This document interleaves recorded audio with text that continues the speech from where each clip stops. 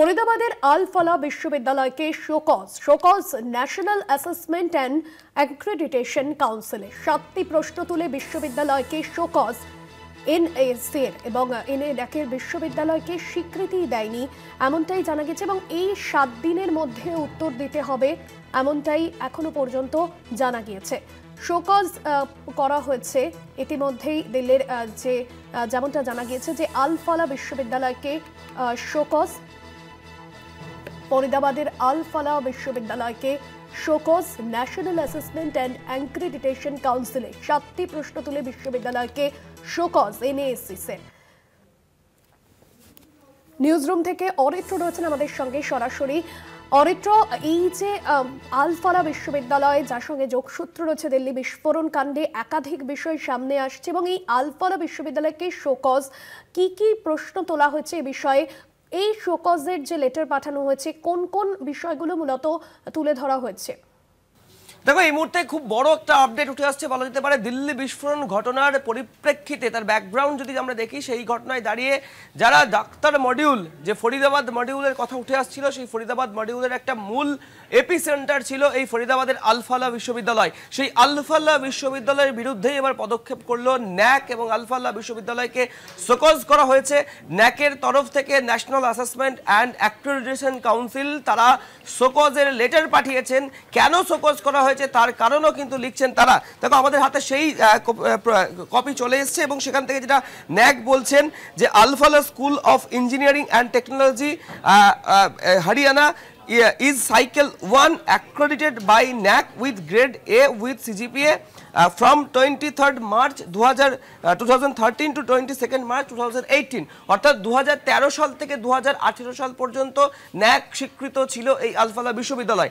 তারপরে বলছেন যে department of teacher education Al Falah school of education and training Fatehpur accredited by NAC with grade 1 from 27th March 2011 to 26th March 2016, অর্থাৎ 2016 এবং 2018 পর্যন্ত দুটি বিভাগ এই আল ফালাহ বিশ্ববিদ্যালয় যেটা ন্যাক স্বীকৃত ছিল। কিন্তু কেন শোকজ করা হলো, সেখানে যখন বলছে যে both of the above college accreditation status has expired, অর্থাৎ ন্যাক স্বীকৃতির যে সময়সীমা ছিল সেই সময়সীমা এক্সপায়ার করে গেছে, সেটা বাতিল হয়ে গেছে। তারপরেও এই যে আল ফালাহ বিশ্ববিদ্যালয়, সেই আল ফালাহ বিশ্ববিদ্যালয়ের যে ওয়েবসাইট রয়েছে, অফিসিয়াল ওয়েবসাইট, সেই ওয়েবসাইটে যেটা উল্লেখ করা হচ্ছে যে Al Falah university is an of Al Falah charitable trust which has been running 3 college on the campus, namely Al Falah school of engineering and technology since 1997, grade A by NAAC, এবং Brown Hill college of engineering and technology since 2008, অর্থাৎ 2008 থেকে, এবং Al Falah school of education and training 2006 সাল থেকে ন্যাকের grade A স্বীকৃতি দ্বারা।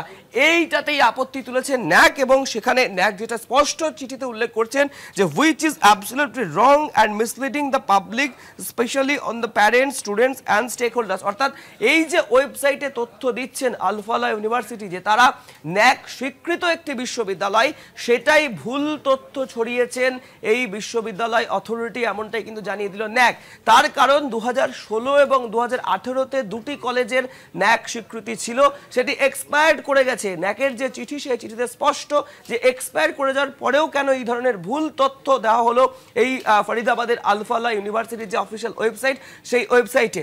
এবং যে এক্সিকিউটিভ কমিটি রয়েছে ন্যাকের, সেই এক্সিকিউটিভ কমিটি গোটা বিষয়টি পর্যালোচনা করে শোকজ নোটিশ ধরিয়েছে এই ফরিদাবাদের আল ফালাহ বিশ্ববিদ্যালয়কে এবং সেখানে 7টি প্রশ্ন তোলা হয়েছে। 7টি প্রশ্ন তুলে কিন্তু এই শোকজের নোটিশ দেওয়া হচ্ছে এবং সেখানে যেটা বলা হচ্ছে যে ভবিষ্যতে ন্যাক কর্তৃক মূল্যায়ন এবং স্বীকৃতির জন্য বিবেচনার জন্য বিশ্ববিদ্যালয়কে কেন অযোগ্য ঘোষণা করা উচিত নয়, অর্থাৎ আল ফালাহ বিশ্ববিদ্যালয়কে অযোগ্য ঘোষণা করা উচিত নয় কেন, সেই প্রশ্ন তুলছে ন্যাক।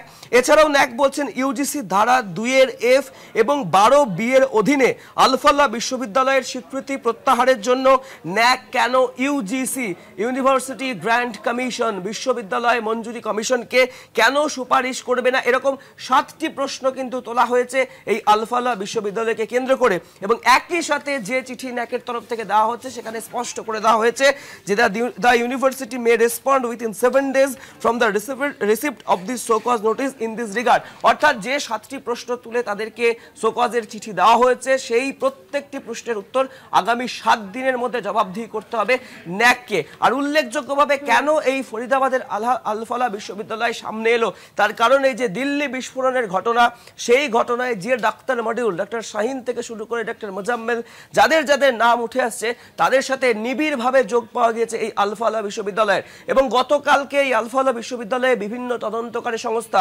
এনআইএ থেকে শুরু করে লোকাল এজেন্সিস যারা রয়েছেন, বিভিন্ন গোয়েন্দা সংস্থা, তারা এই বিশ্ববিদ্যালয়ে যান। বিশ্ববিদ্যালয়ের ফ্যাকাল্টি, ডক্টর এবং সেখানে যারা উপস্থিত ছিলেন তাদেরকে এক প্রশ্ন জিজ্ঞাসাবাদ করেন গতকাল বিকেলে। এবং আরও গুরুত্বপূর্ণ আপডেট, যে ব্রিজা গাড়ি, আমার সহকর্মী যেমনটা জানাচ্ছিলেন দিল্লি থেকে, যে একটি ব্রিজা গাড়ির সন্ধান চালাচ্ছে দিল্লি পুলিশ, সেই ব্রিজা গাড়িটিও কিন্তু পাওয়া গিয়েছে এই ফরিদাবাদের আল-ফালাহ ইউনিভার্সিটির ক্যাম্পাস থেকে, যেটা সূত্র মারফত দাবি করা হচ্ছে।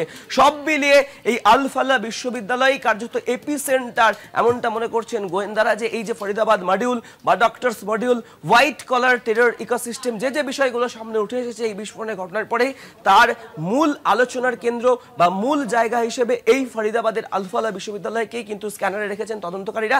আর তারপরেই কিন্তু এই ন্যাকের নোটিশ দেওয়া হলো, আল-ফালাহ বিশ্ববিদ্যালয়কে শোকজ করা হলো। আগামী 7 দিনের মধ্যে শোকজের জবাব দিতেও বলা হয়েছে বিশ্ববিদ্যালয় অথরিটিসকে। একদমই অরিত্র, এবং যেখানে গোটা দিল্লি বিস্ফোরণের প্লট তৈরি করা হয়েছিল এবং যে এপি সেন্টার এই আল-ফালাহ বিশ্ববিদ্যালয়, ধন্যবাদ জানাবো। সরাসরি ছিলেন প্রতিনিধি অরিত্র ঘোষ নিউজ রুম থেকে।